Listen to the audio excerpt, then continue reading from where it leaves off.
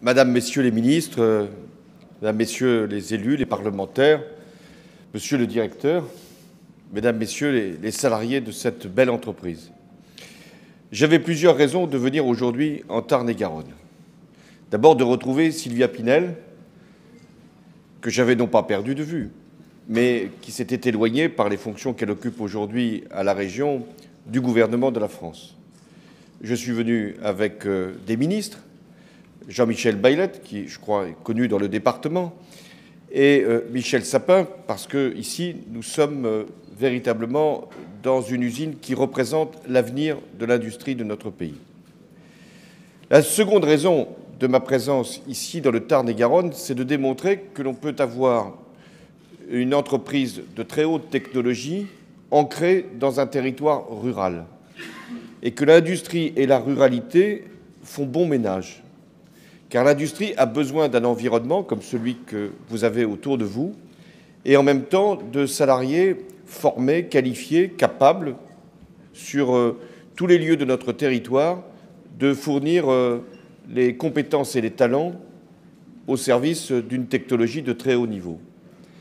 Que les territoires ruraux à côté de métropoles ont aussi cette chance, car les métropoles, loin d'asphyxier ou d'absorber les territoires ruraux, les font vivre. Et votre entreprise Liber est finalement une très belle illustration. Vous avez une implantation à Toulouse et vous aviez un sous-traitant ici dans cette belle commune de Campsasse. Vous auriez pu absorber le sous-traitant, faire en sorte qu'il soit rayé de la carte et tout concentrer sur Toulouse. Et vous avez fait l'inverse. Vous avez permis à ce site non seulement de retrouver une dynamique, mais d'être plus qu'un sous-traitant, d'être véritablement un lieu de fabrication, d'innovation dans le cadre d'un groupe intégré. Et Toulouse et Campsasse font ainsi une équipe au service, là encore, d'une industrie de très haut niveau. J'avais enfin une dernière raison de venir ici, dans le Tarn-et-Garonne, et dans cette entreprise, parce que vous êtes un leader mondial sur une spécialité qui est les systèmes d'air. Et finalement, j'étais ignorant. Je ne savais pas que depuis des années, depuis peut-être mon plus jeune âge, je respirais du Liber sans le savoir. La vie va changer pour moi dans quelques jours. Je saurai maintenant ce que je peux respirer. J'aurai donc un air du Tarn-et-Garonne que j'ai donc ici inhalé tout au long de cette visite. Mais pour arriver à cette qualité, à cette protection aussi, il fallait que vous ayez développé des mécanismes de fabrication et de contrôle de très haut niveau. Car vous êtes, même si vous êtes leader sur ce marché, vous êtes soumis à une concurrence particulièrement difficile et agressive de groupes américains. Groupes américains dont vous m'avez dit qu'ils avaient délocalisé l'essentiel de leur production dans les pays à bas coût de main-d'œuvre, alors que vous avez voulu que ce soit les sites traditionnels, historiques du groupe qui puissent être développés et que donc la concurrence et la compétition ne pouvaient être gagnées que si vous étiez capable d'avoir un avantage par rapport à d'autres concurrents qui étaient essentiellement sur les coûts salariaux les plus bas. Et vous avez donc fait le choix stratégique de développer l'innovation. Je veux d'abord en remercier les actionnaires, parce que pour être un groupe qui a cette exigence et qui a cette stratégie, il faut avoir la capacité du temps long, c'est-à-dire de la durée. Et ce que fait un groupe familial, c'est justement d'assurer la pérennité du groupe et la stabilité et donc l'investissement long. Alors, si nous voulons que cette visite puisse servir finalement d'exemple et d'expérience pour beaucoup de ceux qui ne connaissent pas ce site, quelles sont les leçons que l'on peut tirer de votre succès? Puisque ici, sur Campsasse, vous avez créé continuellement des emplois depuis 2001. Vous avez augmenté votre activité. Vous avez développé votre chiffre d'affaires. Vous avez augmenté les exportations. vous avez été capable aussi d'investir et de changer ce lieu, même si l'inauguration aura lieu au mois d'octobre. Je vous remercie pour cette invitation. Méfiez-vous, je serai capable de venir. L'usine, elle est déjà là, et j'en ai vu l'essentiel, ce qui n'atténue pas ma curiosité pour savoir ce qu'il reste à faire.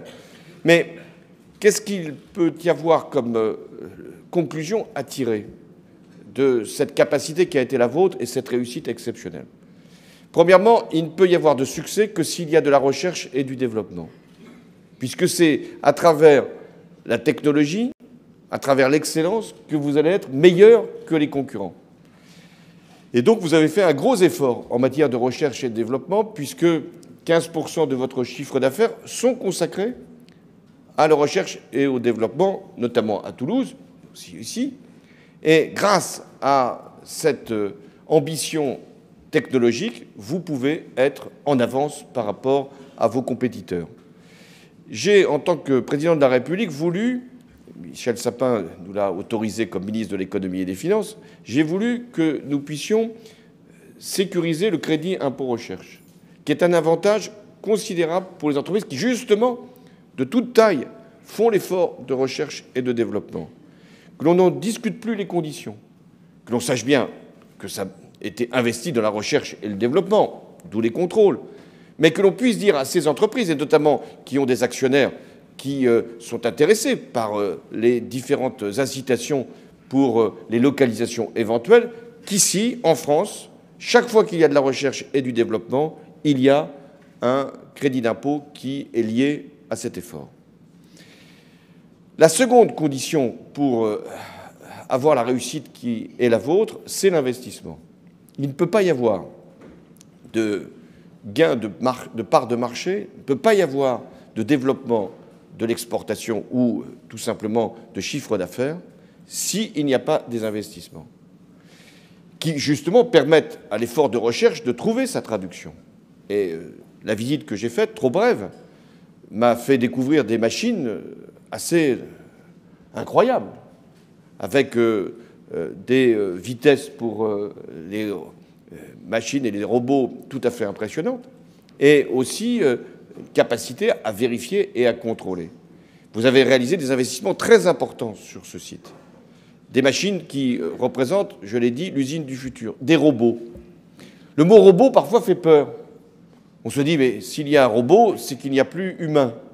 Or, là encore, ce que vous démontrez ici, c'est que le robot allège la charge de l'opérateur, et heureusement, si l'on se souvient des images que l'on avait de l'industrie d'hier ou d'avant-hier, avec des pénibilités que nous avons voulu d'ailleurs faire reconnaître pour les départs à la retraite. Et le robot permet de créer de nouveaux emplois, ceux précisément que vous avez mis ici en œuvre. Des emplois de maintenance, des emplois de contrôle, et les opérateurs qui ont un travail particulièrement méticuleux et qui appelle beaucoup d'intelligence, de maîtrise et de contrôle de tout l'outil de production. Donc le robot, à condition qu'il soit dans une perspective de développement de l'activité, est un facteur de création d'emplois. J'ai donc voulu, au cours de ce quinquennat, que nous puissions inciter à l'investissement. D'où le dispositif de suramortissement, qui peut paraître compliqué, mais qui est en fait simple, qui était de dire, si vous voulez investir, on va vous aider encore davantage si vous le faites plus vite. Et c'est ce qui s'est passé ici. C'est-à-dire que vous avez investi plus tôt encore que vous l'aviez conçu pour que vous puissiez être encore plus compétitif sur les marchés. J'ai également voulu que nous puissions permettre aux entreprises de disposer d'allègements de cotisations sociales ou de charges ou d'impôts à travers le crédit impôt compétitivité emploi, le pacte de responsabilité, vous savez tout ça. On m'a dit, mais ça pourrait être des cadeaux aux entreprises. Non, j'ai dit non, ce n'est pas des cadeaux. C'est d'abord des soutiens aux salariés. Parce que ce sont les salariés qui vont se retrouver finalement avec des outils plus modernes, des machines, avec des capacités plus grandes pour l'entreprise dans l'investissement, avec également des possibilités d'embauche.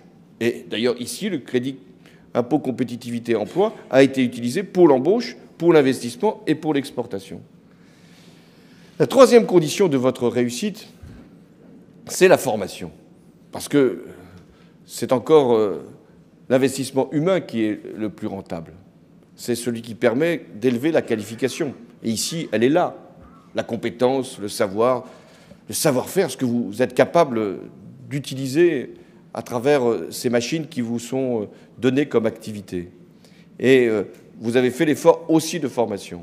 Et pour accompagner ce développement des qualifications, les gouvernements que j'ai dirigés ont permis de créer pour chacune et chacun d'entre vous le compte personnel d'activité, le compte personnel de formation, qui est un droit qui est attaché aux salariés, qui n'appartient pas à l'entreprise, qui n'est pas lié à la présence seulement dans cette entreprise, qui va vous suivre tout au long de votre vie professionnelle. Je l'espère dans cette entreprise, mais peut-être dans une autre, et qui va être doté à mesure de votre ancienneté de moyens de formation pour élever encore la qualification, permettre la promotion professionnelle, éventuellement des changements d'emploi. Et c'est finalement un droit nouveau qui a été mis en place et qui est finalement un droit comparable à celui que l'on a pour la santé, pour la retraite, parce que ça appartient à chaque salarié. Parfois, on a toujours des doutes. On se dit, mais est-ce que tout le système de protection sociale ou de droit du travail, c'est fait pour les autres ou c'est pour nous-mêmes?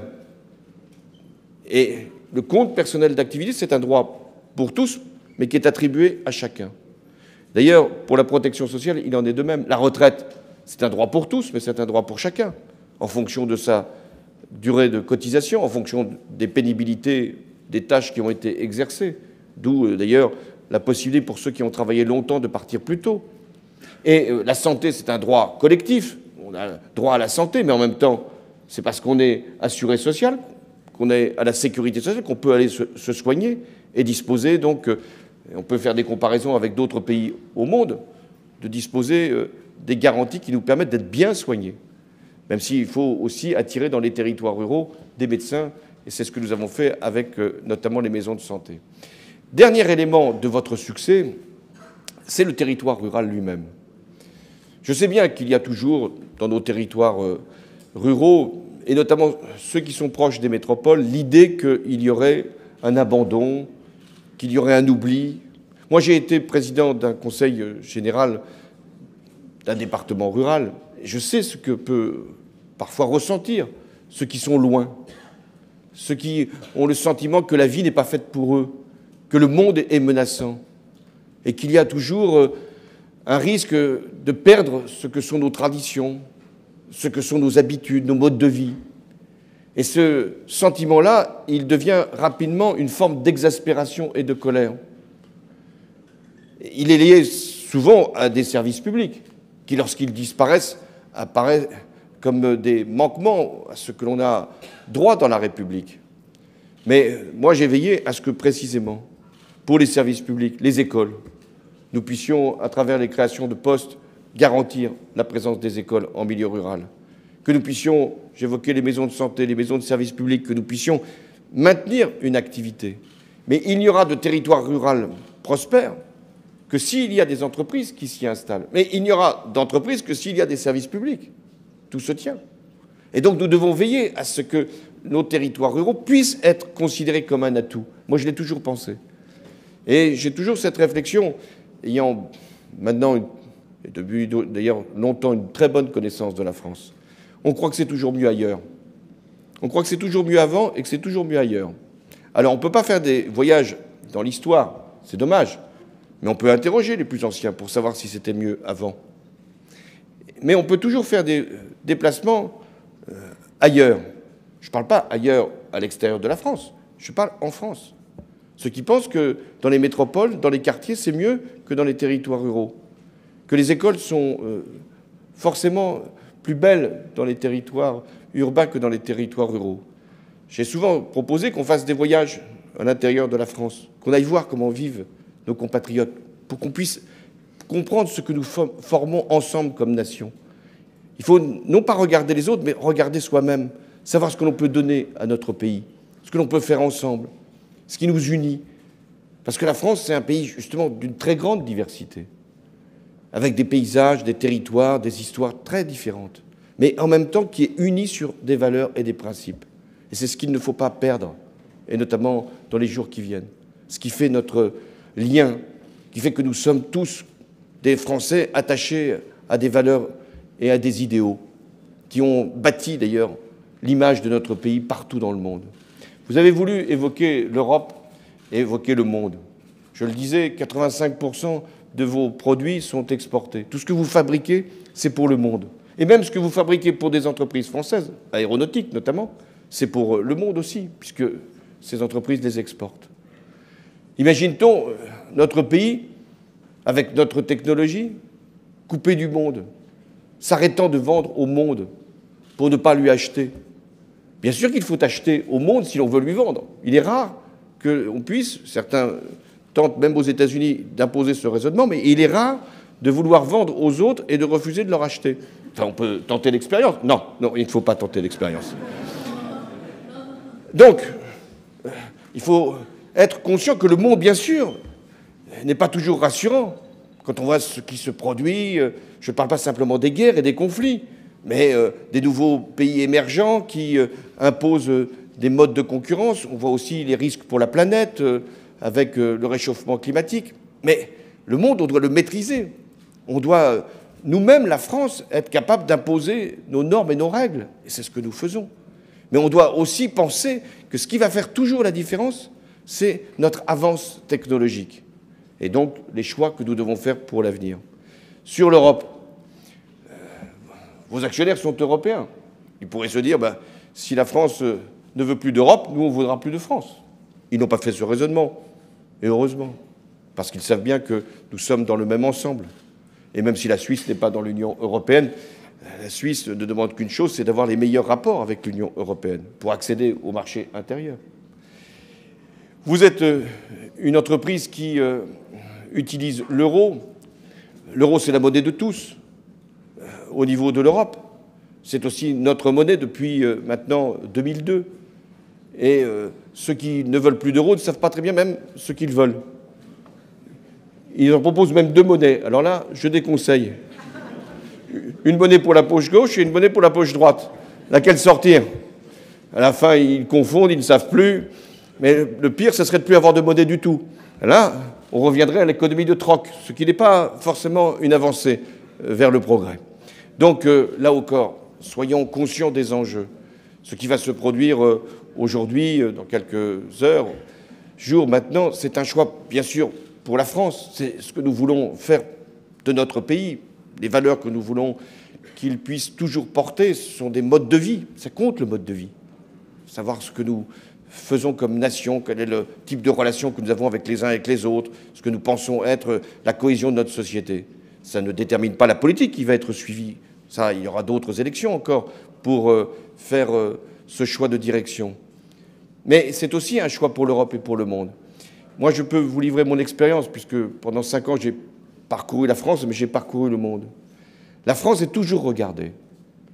Parfois, c'est même surprenant qu'elle le soit autant, parce que notre population, notre place dans l'économie mondiale n'est pas telle que nous serions le pays sur lequel il faudrait que la planète se repose. Et pourtant, quand il faut trouver un accord sur le climat, c'est à Paris qu'il est trouvé. Et ce n'aurait pas été possible ailleurs, sans notre volonté et sans ce que représente la France. Quand la France est touchée par des actes terroristes, c'est hélas pas le seul pays, c'est tout le monde qui se mobilise. C'est tous les chefs de gouvernement et tous les chefs d'État qui viennent à Paris défiler, parce que c'est la France, pays de la liberté. Quand la France intervient en Afrique, non pas pour elle-même, pas pour ses intérêts, mais pour la paix dans le monde et pour lutter contre le terrorisme, c'est tout le monde qui nous regarde et qui nous remercie, pas simplement l'Afrique. Quand nous sommes présents au Moyen-Orient pour lutter à la fois contre un régime dictatorial qui balance des armes chimiques sur sa population, comme pour lutter contre le terrorisme de Daesh, ces terroristes qui nous ont frappés ici, c'est le monde qui nous regarde. Parce que le monde sait que nous poursuivons un juste combat. Quand nous défendons la culture, la liberté, les droits de l'homme, c'est la France toujours qui est regardée. Et ce qui explique aujourd'hui que le monde, sans connaître très bien la vie politique française, encore que maintenant ils ont matière, parce que toutes les images sont, hélas, vues, même les débats. Et donc, quand il regarde la vie politique française, il se demande qu'est-ce que va faire la France. Est-ce qu'elle va être conforme à son histoire, à son passé glorieux, ou est-ce qu'elle va sombrer? Moi, je les rassure. Vous avez vu même qu'il y a un ancien président américain qui a pris position. On pourrait lui dire, mais de quoi se mêle-t-il? Non, il a pris position parce que pour lui, c'est la France. Et que la France va envoyer un message au monde. De la même manière, je suis allé au Conseil européen il y a quelques jours pour parler du Brexit. C'est intéressant, parce que je préférais être dans la position des 27 et de la France pour dire voilà les conditions que nous portons et que nous posons par rapport au départ du Royaume-Uni, que la position du Royaume-Uni qui est en train de savoir ce que va être son avenir. Parce que quand on divorce, c'est déjà pas facile, mais quand on est 1 contre 27, c'est encore moins aisé. Enfin, on ne va pas faire l'expérience. Donc, j'étais dans le Conseil européen et beaucoup me demandaient qu'allait-il se passer. Non pas par curiosité, par intérêt comme ça pour la vie politique, non, parce qu'ils savaient. Ils savent que ce qui va se passer en France est essentiel et que ça va déterminer l'avenir de l'Europe. Je veux terminer sur l'industrie aéronautique, parce qu'on est aussi dans l'Europe. Quand je suis arrivé en 2012 aux responsabilités, l'industrie aéronautique n'allait pas bien. D'ailleurs, comme l'industrie automobile, comme l'industrie ferroviaire, bref. Aujourd'hui, l'industrie aéronautique est dans une période très favorable, florissante, dit-on, même s'il faut être très vigilant parce qu'il y a des cycles en aéronautique. Mais j'ai vu cette industrie aéronautique investir, se déployer. Partout où je suis allé dans le monde, des avions Airbus, même si ici vous vendez pour toutes les compagnies, donc ça c'est plus simple encore pour vous. Mais j'ai vu ce que représentait l'industrie aéronautique dans le monde et ce qu'elle est en France, et notamment dans ce secteur ici de l'Occitanie. C'est une chance formidable d'avoir cette capacité industrielle. Mais je rappelle que c'est un ensemble européen, que nous avons dans Airbus des partenaires allemands, britanniques, espagnols, et que c'est très important de continuer à le faire. Et que si on peut parfois parler des insuffisances de l'Europe, c'est parce qu'elle n'a pas su être capable de bâtir des champions industriels comme Airbus. Alors vous êtes dans une industrie aéronautique européenne, vous êtes dans une industrie aéronautique qui fait la fierté de la France, qui fait la grandeur de votre région, et je voulais par ma présence vous dire toute ma gratitude, parce que si vous êtes champion du monde pour les systèmes d'air, finalement, c'est une médaille de plus pour la France. Merci à tous.